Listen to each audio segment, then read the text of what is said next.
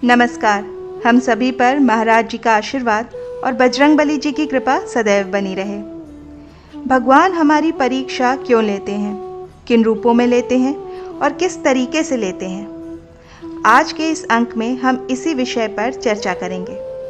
जब आप भक्ति करना शुरू करते हैं तो धीरे धीरे जब आपकी भक्ति परिपक्व होनी शुरू होती है, उस समय ईश्वर आपकी परीक्षा लेते हैं। वो जब परीक्षा लेते हैं तो कई बार आपके साथ ऐसा होता है कि आपके घर में आर्थिक परेशानियां बढ़ने लग जाती हैं, शारीरिक बीमारियां बढ़ने लग जाती हैं।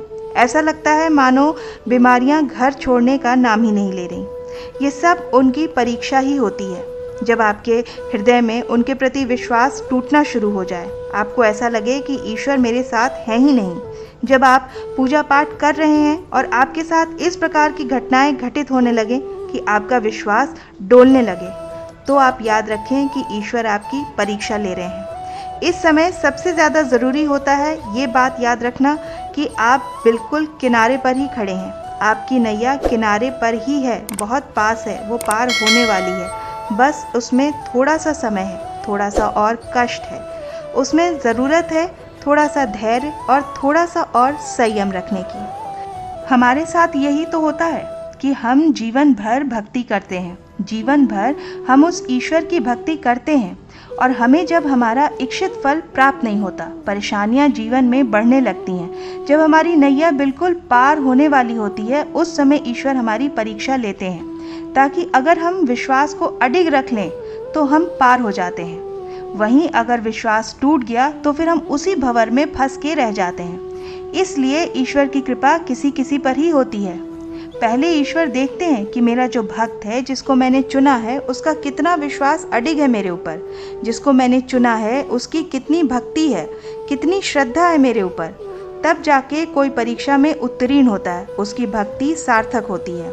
ईश्वर जब परीक्षा लेते हैं तो अलग अलग रूपों में कई तरीके से लेते हैं।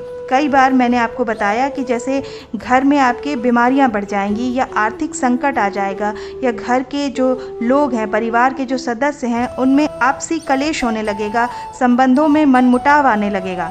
उस समय आप देखेंगे कि आपकी भक्ति, आपका विश्वास टूटने लगेगा, पूजा पाठ करने का आपका मन ही नहीं करेगा।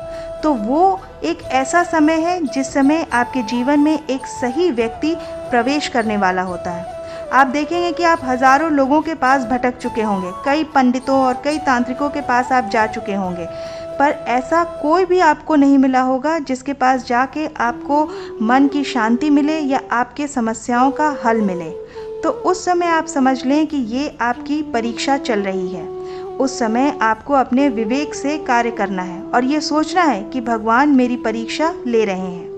देखिए, जो भक्त सुदामा थे वो भगवान श्री कृष्ण का नाम हमेशा जपते थे। वो अंतिम सांस तक श्री कृष्ण का नाम जप रहे थे। 4 दिन से उन्होंने भोजन नहीं किया था, उनका परिवार भी भूखा था।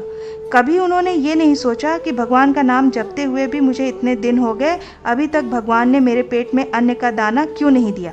और भगवान की जब कृपा हुई तब एक ऐसी अवस्था में वो थे जब वो भव सागर से पार होने ही वाले थे, किनारे पर ही थे। उस समय ईश्वर ने उनकी परीक्षा ली।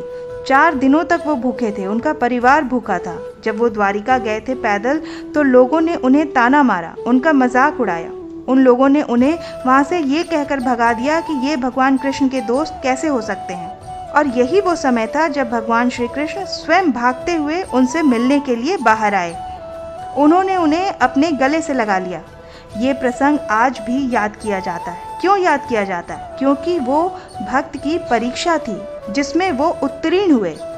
ऐसे ही हमें भी समझना है कि जो हमारी परीक्षा चल रही है, इसमें हमें पार होना है। जब आप परेशानियों से घिरे हुए हैं, वो आपकी परीक्षा ही है और आप भव सागर से पार होने ही वाले हैं। परेशानियां आती हैं, सभी के जीवन में आती हैं। ऐसा कोई नहीं है जिसके जीवन में परेशानी ना हो। कोई कितनी भी भक्ति कर ले, उसका पूरा जीवन सुखमय कभी नहीं होता। कभी ऐसा नहीं होता, चाहे वो कितना भी बड़ा भक्त हो, कितना भी बड़ा सेवक हो, कितनी ही भक्ति करता हो, कितनी ही तपस्या करता हो, पर कभी उसके साथ ये नहीं होता कि उसको सिर्फ और सिर्फ सुख ही मिले। ऐसा कभी नहीं होता। आपके कर्म जो आपने किए हैं, भक्ति एक अलग मार्ग है।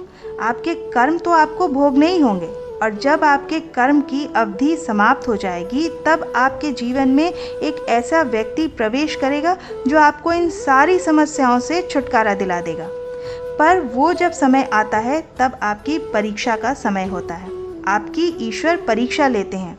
आप उन कर्मों को जब भोगते हैं और ईश्वर की भक्ति करते चले जाते हैं, अपनी भक्ति में कभी भी आप रुकावट आने नहीं देते, तब जाकर के आप लोहे से सोना बनते हैं। आप और निखर कर आगे आते हैं और ऐसे ही लोग ईश्वर को प्रिय होते हैं। ऐसे ही लोग ईश्वर को प्रिय होते हैं जो परेशानियों में भी ईश्वर का नाम लेते रहते हैं, जो दुख में भी ईश्वर का नाम जपते रहते हैं, जो सुख में भी ईश्वर को भूलते नहीं हैं, वही लोग उनको प्रिय होते हैं। तो कभी भी अगर आपके जीवन में परेशानियां आ रही हैं, तो ये मत सोचिए कि ईश्वर मेरी परेशानियों को क्यों नहीं मिटा रहे।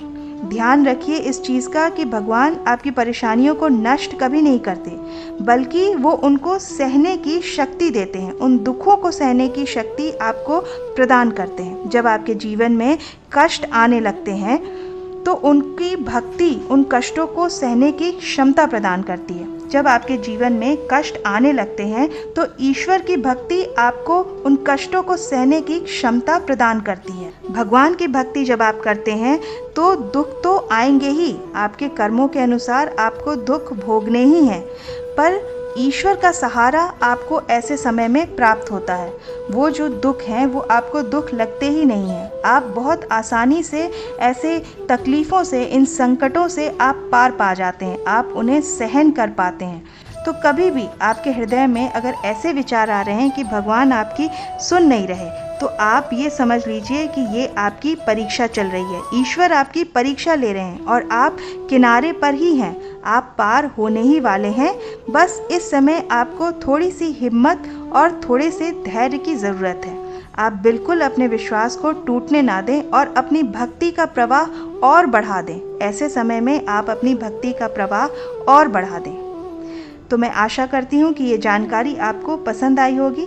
आप अपने विचार हमें कमेंट सेक्शन में लिखकर ज़रूर बताएं। आशा करती हूँ कि आज का ये अंक आपकी साधना में और महाराज जी की भक्ति में सहायक सिद्ध होगा।